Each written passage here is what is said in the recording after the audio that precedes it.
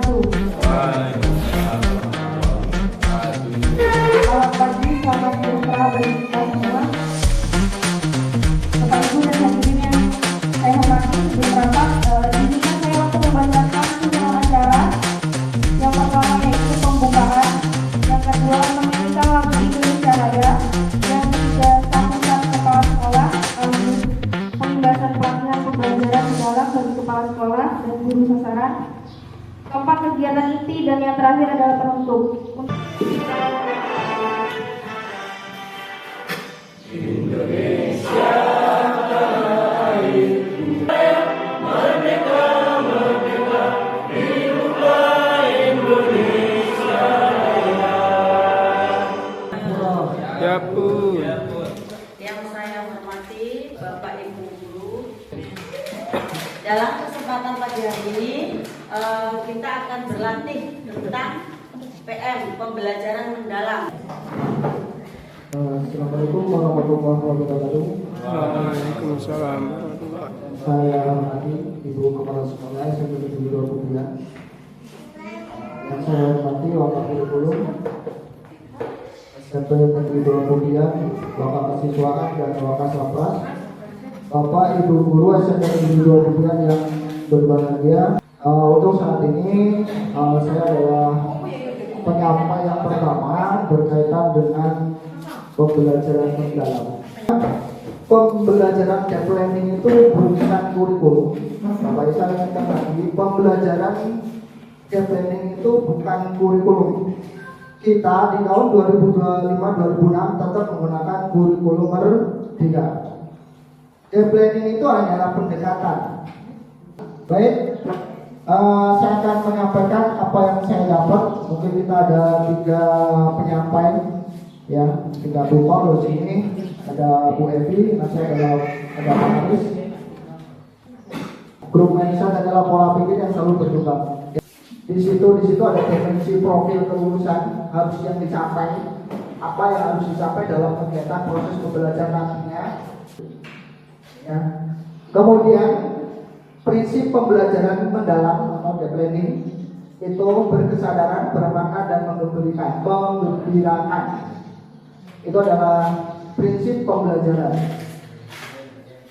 Kemudian kerangka pembelajaran itu adalah praktis pedagogi berkaitan dengan pembelajaran atau pendidikan. Kemudian lingkungan pembelajaran, kemitraan pembelajaran dan pemanfaatan digital. Yang selanjutnya adalah pengalaman pembelajaran, memahami, mengaplikasikan, merefleksi. Yang lanjutan di situ sudah ada dijelaskan. Beda tadi peta konsep dengan di sini adalah sebuah lingkaran. Kalau tadi adalah peta konsep proses PM, kalau ini adalah peta konsep PM. Kami bersama untuk berarti Masih semangat Bapak Ibu? Sebenarnya pembelajaran mendalam itu pembelajaran dengan konsep memuliakan, ya, memuliakan dan menekankan kepada 3 prinsip belajar. Pengalaman belajarnya itu ada 3, apa saja? Yang pertama memahami, yang kedua mengaplikasikan, yang ketiga adalah merefleksikan. Kerangka pembelajaran. Nah, kerangka pembelajaran ini yang pertama praktik pedagogis, ya. Praktik pedagogis itu berkaitan dengan pendekatan, model atau strategi yang kita gunakan. Ya, dalam KBP harus muncul itu kalau praktik pedagogis. Di lingkungan belajar, ya.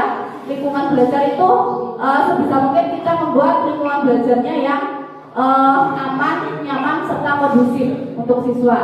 Berikutnya yang ketiga ada kemitraan pembelajaran. Videonya nanti bersama saya, marilah kita belajar bersama-sama serba-serbi tentang PM bersama saya Aris Mulyanto, guru SMP Negeri 2 Bubian.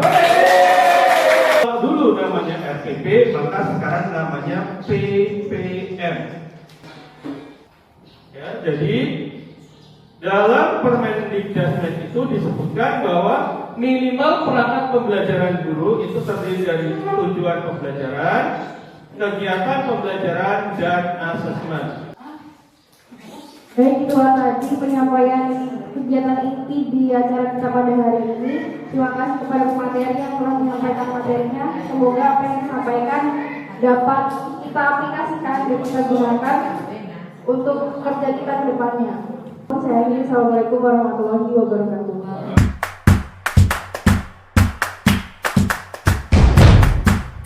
Jadi kita ini kegiatannya inquiry kolaboratif. Ini pendekatan yang melibatkan kerjasama antar guru untuk memecahkan masalah, untuk merancang pembelajaran dan meningkatkan praktek pengajaran bersama-sama.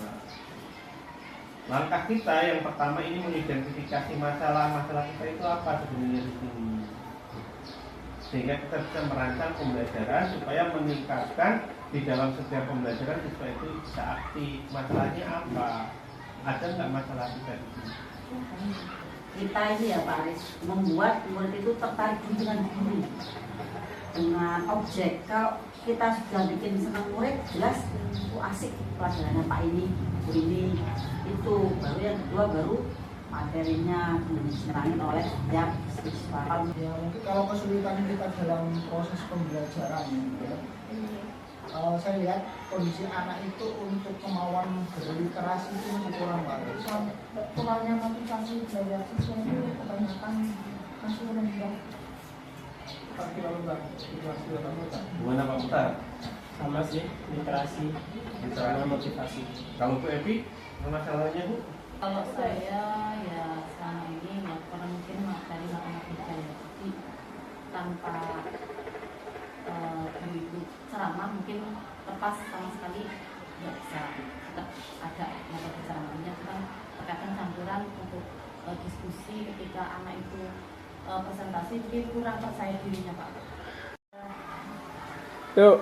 Nah, tadi kita sudah banyak berdiskusi, akhirnya kita mendapat kesimpulan bahwa permasalahan kita itu sebenarnya adalah siswa-siswa kita yang mana literasi mereka yang kurang kan ya.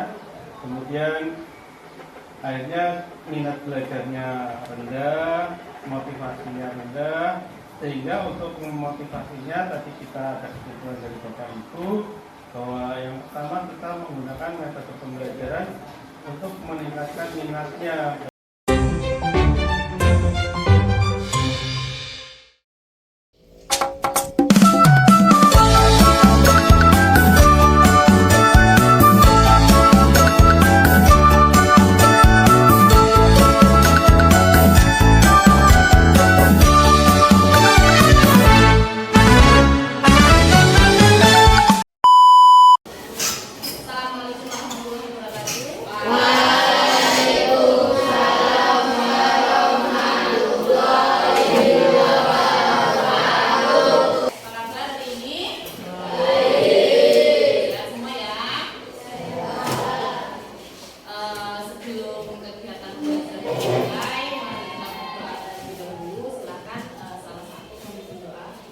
Mana teman-teman sebelum memulai pelajaran, mari kita berdoa agama dan kepercayaan kita masing-masing, berdoa dengan sungguh-sungguh dimulai. Sebelum dimulai, Ibu akan cek kehadiran terlebih dahulu. Yang pertama, Aditya Putri Ramadhani, Agustinus. Silakan, izin ya.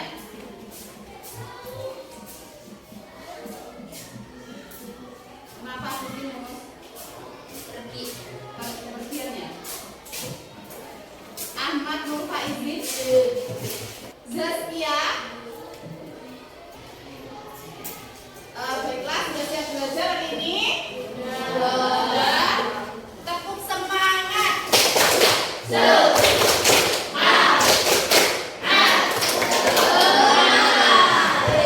Masih ingat materi yang kemarin? Belajar tentang apa? Bilangan bulat.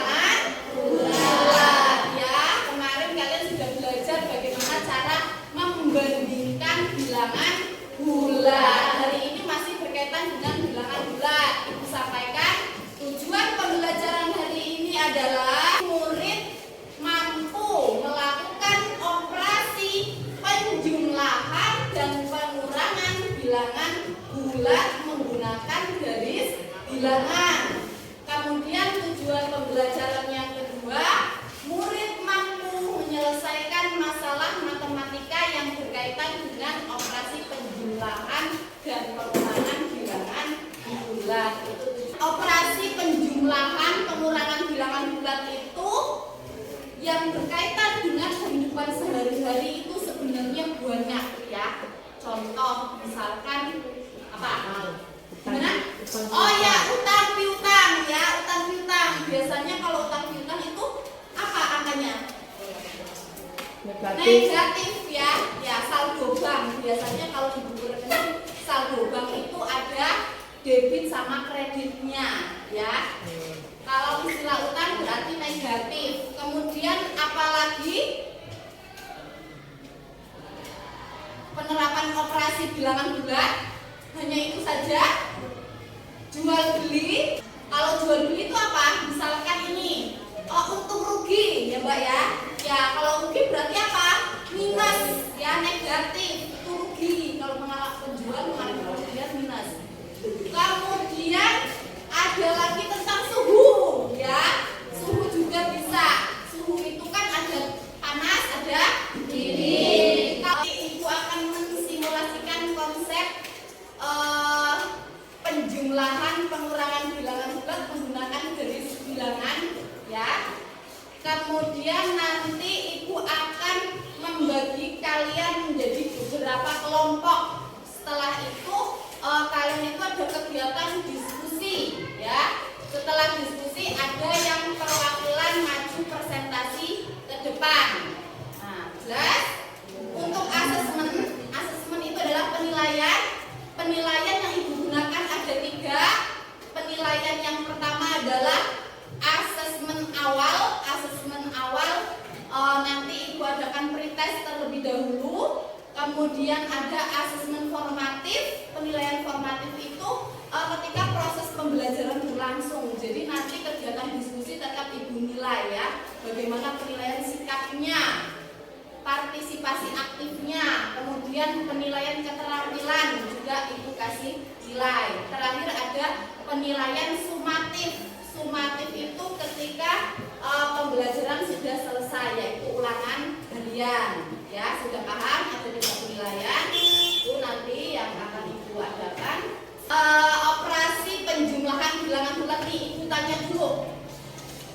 Misalkan ya, ada soal negatif 2 ditambah 5 ya, negatif 2 ditambah 5 tanpa menghitung manual, misalkan menggunakan garis bilangan. Bagaimana caranya? Ada yang tahu? Negatif 2 ditambah 5 ya, gimana Mbak caranya kalau menggunakan garis bilangan?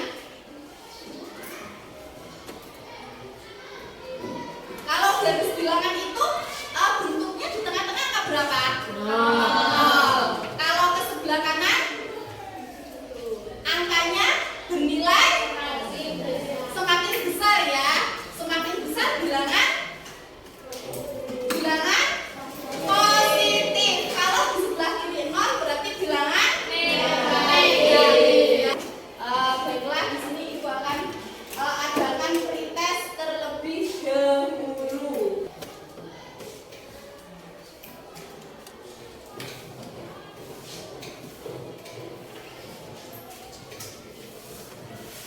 Ya, ini soal pretest untuk yang nomor 1, kemudian ini nomor 2, ini nomor 3, ini nomor 4.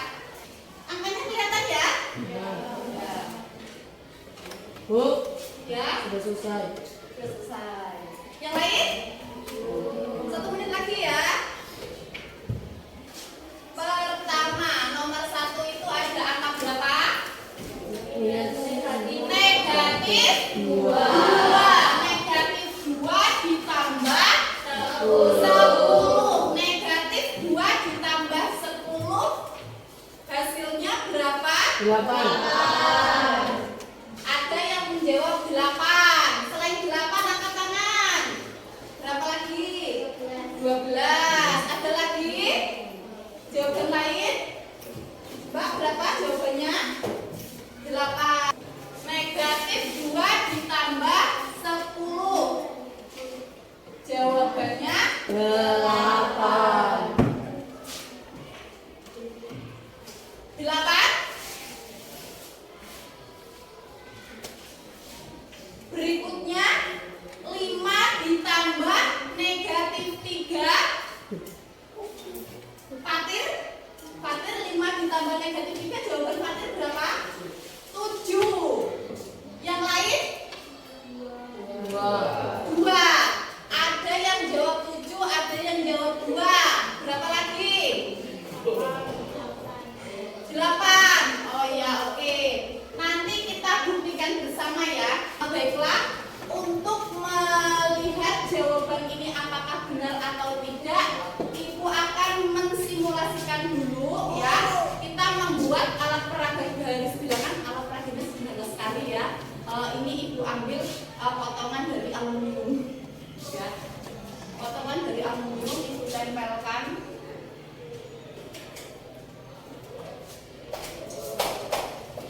Masih tempel kayak ini. Soalnya dari kemarin. Kemudian apalagi ya? Oh ya, jangan lupa untuk dikasih apa? Angka ya. Garis bilangan berarti harus ada angkanya. Di tengah-tengah kita beri angka 0. Kemudian oke, sudah diperhatikan, kelihatan angkanya jelas nggak? Jelas. Yang belakang bisa terbaca ini? Bisa. Yang pojok? Adit ya? Ya, Adit ini bacaannya apa, Adit? Bilangan positif. Kemudian sama dengan jalan maju. Kemudian ini berikutnya bilangan negatif. Keterangannya jalan mundur. Untuk penjumlahan arahnya tetap. Untuk pengurangan berbalik arah ya. Kemudian kita butuh alat bantu yang mau jalan itu apanya? Nah, ini mobil-mobilan ya, yang mau jalan. Kita letakkan mobil-mobilannya di tengah ya, di angka 0. Yang pertama kita tentukan negatif 2. Negatif 2. Nah, berarti ini adalah angkanya negatif. Kalau bilangan negatif jalannya apa? Mundur sebanyak 2. Ayo mobil-mobilannya kita mundurkan sebanyak 2. Dimulai dari posisi 0. 1, 2. Sudah. Kemudian diapain? Ditambah berapa? 10. Kalau ditambah berarti penjumlahan. Kalau penjumlahan apa? Arahnya tetap. Arahnya tetap berarti mobilnya tetap arahnya tetap, arah maju ya. Enggak berbalik arah. Arahnya tetap sebanyak 10.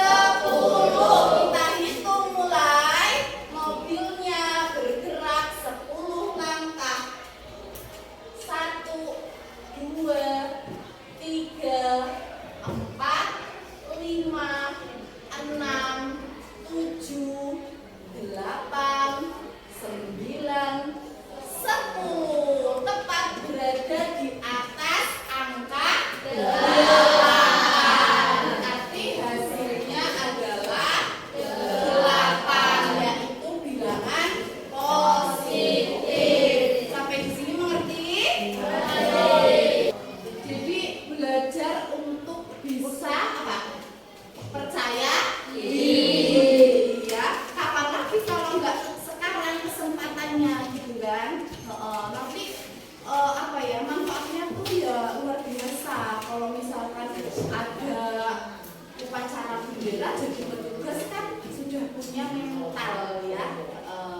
Ya Mbak, ya Mbak kita ini loh Mbak. Silakan. Jadi pertama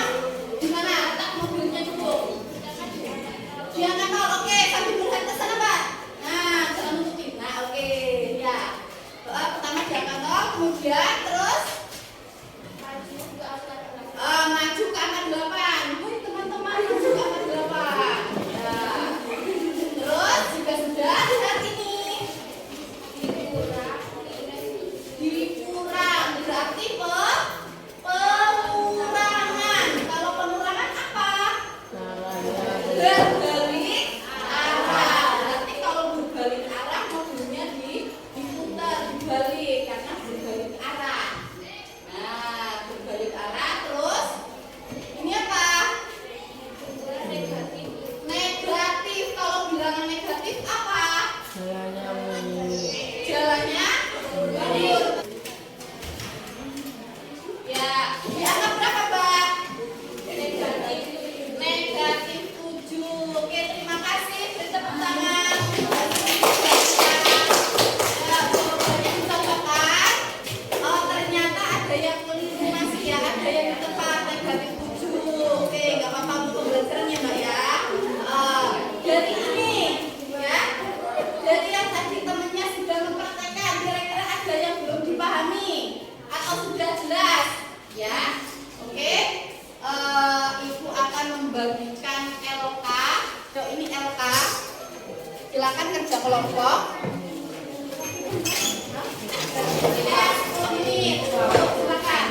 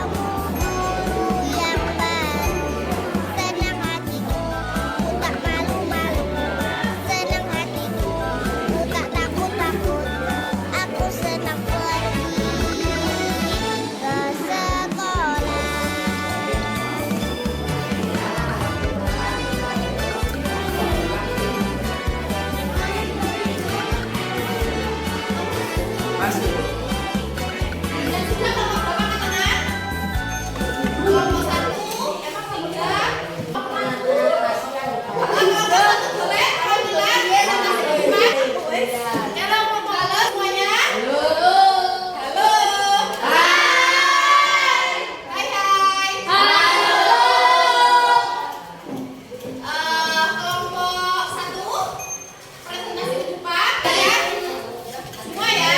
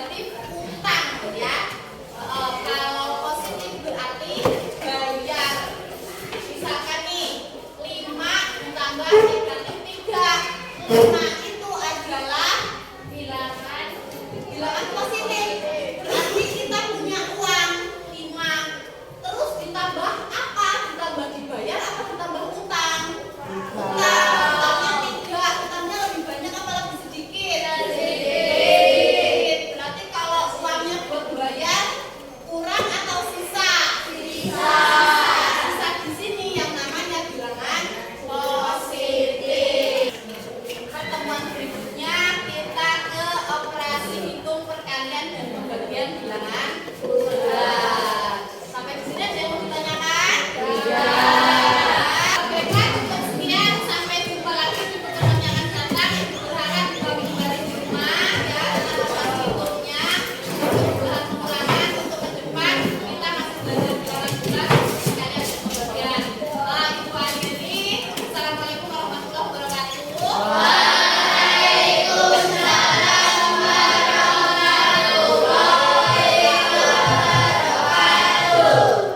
Terima kasih telah menonton video kami, semoga bermanfaat.